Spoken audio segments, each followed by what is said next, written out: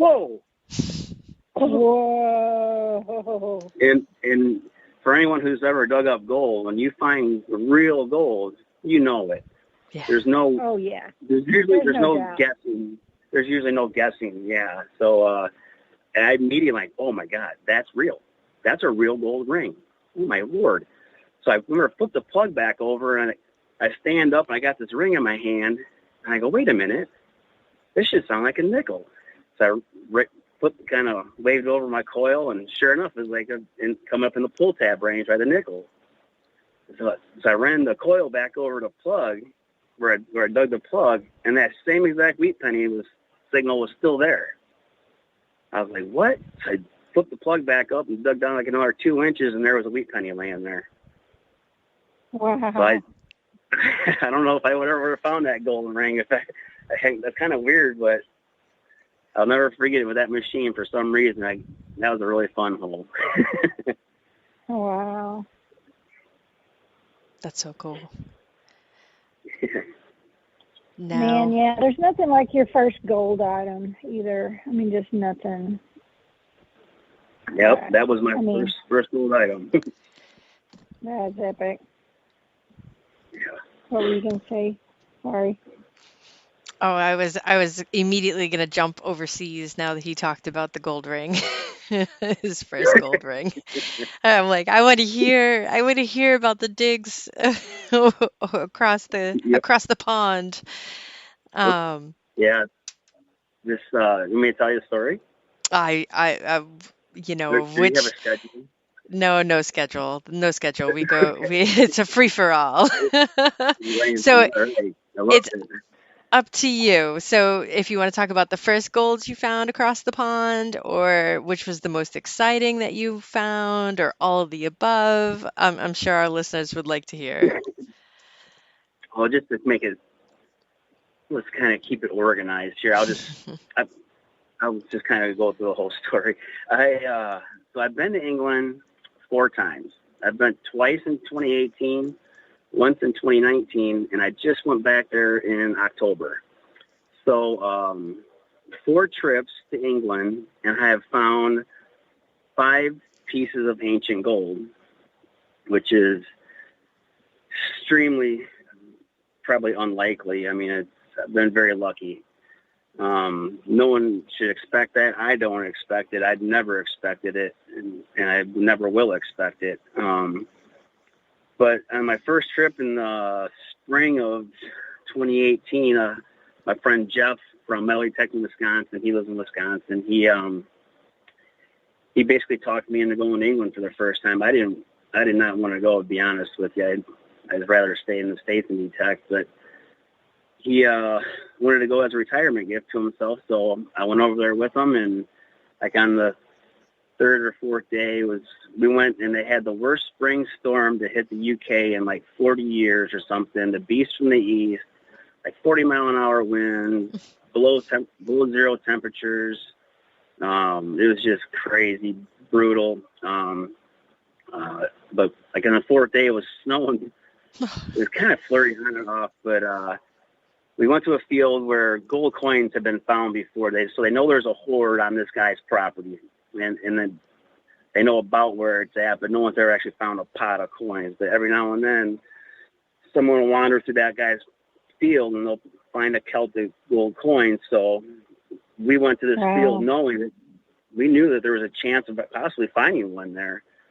And it was snowing pretty good, and we just kind of zigzagging around, and I got a little blip. I was running a MindLab E-Track at the time, and I think it was like 08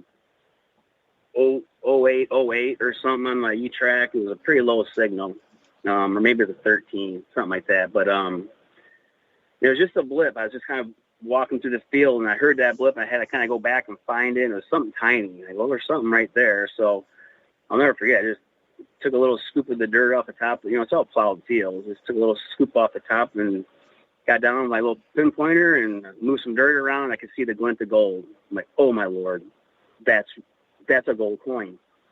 Oh my Lord, that's one of those gold coins they're talking about. Oh, so I kind of, you can imagine I flipped out. I did a snow angel right there.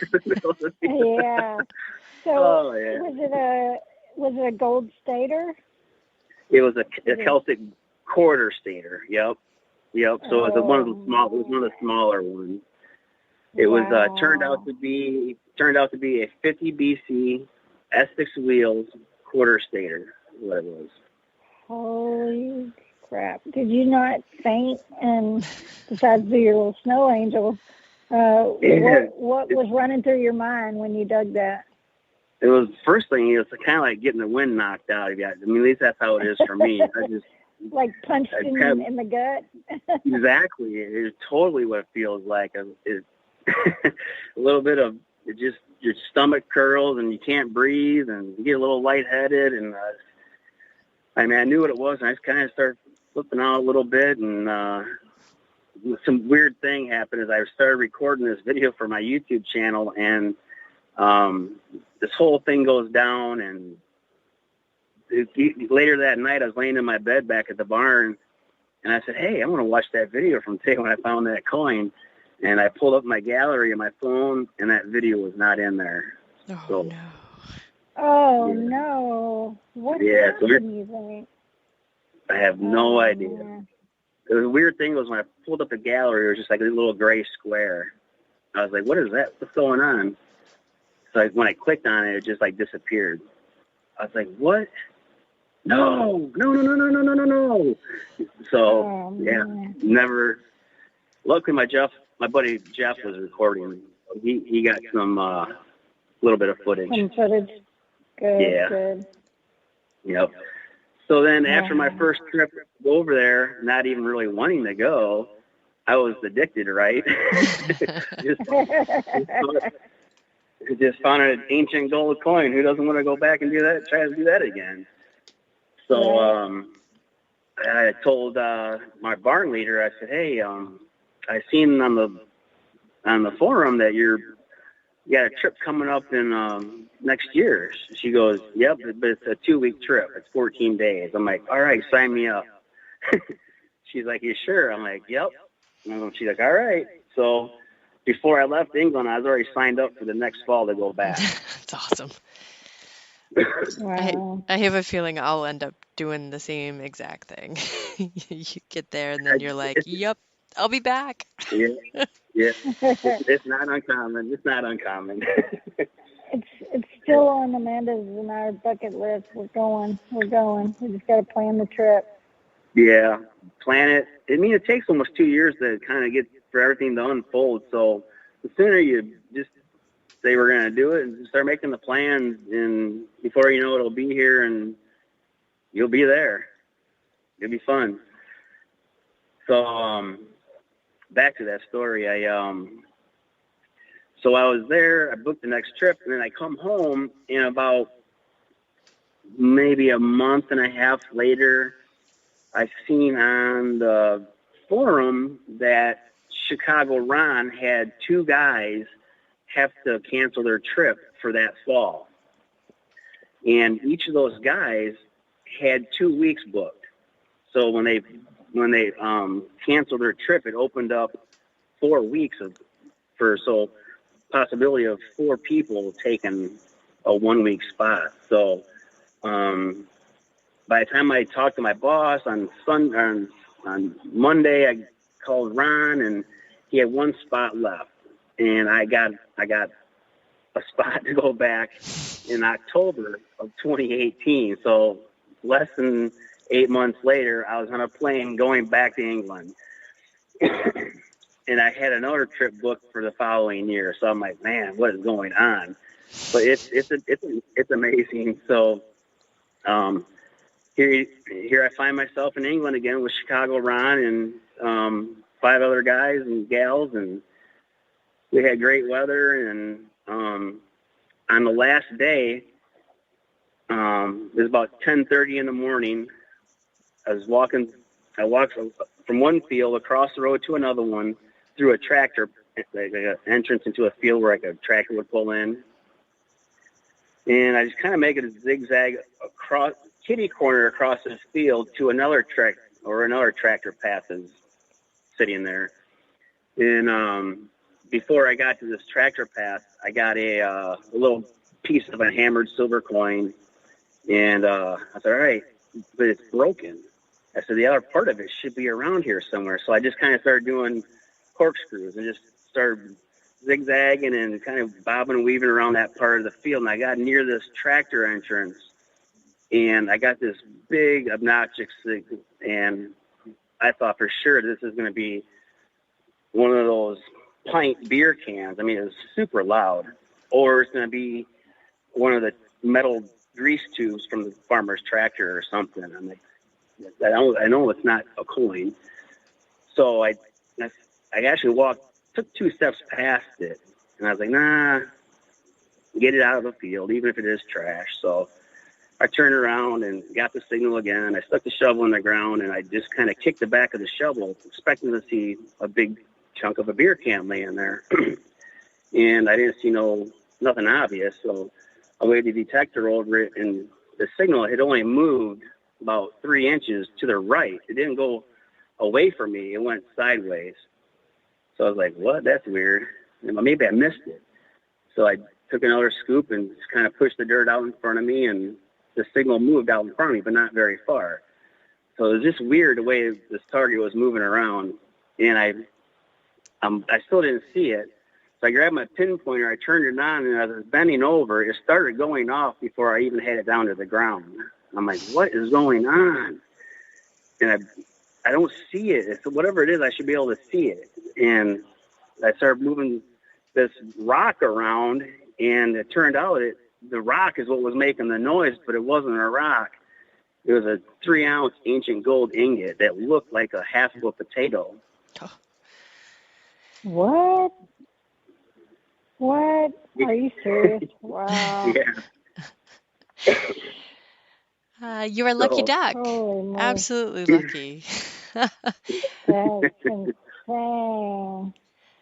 Yeah, Wow. so I was, you can only imagine, once I realized I didn't know it was an ingot. It looked like a big blob of gold. It actually looks like... You almost didn't dig it. Huh. Yeah, I actually walked past it. I walked past it at one point. If you were to look at it, it looks like half. They took kind of like a deviled egg. They sliced an egg in half, and it looks like half of an egg. And so some people speculate that it was possibly molded by a spoon in a sand mold in ancient times. I've actually got I should have brought that. I should have had that ready with me. I got a report from the British Museum a few months back, finally. They're dating the ingot late Roman to early medieval period. Oh, gosh. Oh, yeah. man. Now, How much did it end up weighing? 2.8999 ounces. Oh my Linda! Wow. So basically a tenth of a gram shy, or of 3 ounces. That's incredible. Incredible. Yeah. It is. What are they wanting to do with it? Or have they made an offer or anything? Or want to put it in a museum? Or? Yeah, they haven't made an offer yet, but they have told me they wish to claim it. So the next step in the process, when you're dealing with treasure in the British Museum, they're going to they got to assess it. They have to put a dollar amount on it. Basically, they have to figure out it's worth its value. So how they do that is they construct a evaluation committee of all different specialists.